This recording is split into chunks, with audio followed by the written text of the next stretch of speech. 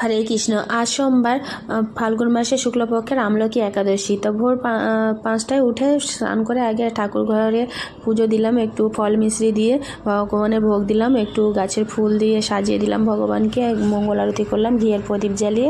তারপরে একটু গীতা পড়ে নিলাম, নিয়ে পুজোটা কমপ্লিট করে একটু প্রসাদটা তুলে নিয়ে এসে আগে ছেলেকে একটু প্রসাদ আর উষ্ণ গরম জল খেতে দিলাম, দিয়ে তারপরে একটু দুধ কর্নফ্লেক্স খেয়ে ওরা স্কুলে চলে গেল। ও মেয়ের আজকে এক্সাম নেই, ওর এক্সাম আগামীকাল এক্সাম শেষ হয়ে যাবে।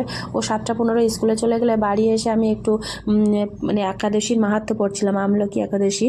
তো ভগবানের মুখপদ্ম থেকে চন্দ্রবনের এক বিন্দু জল ভূমিতে পড়ে, সেই জলবিন্দুতে একটি বিশাল আমলকি বৃক্ষ উৎপন্ন হয়। এই বৃক্ষের স্মরণমাত্র গোদানের ফল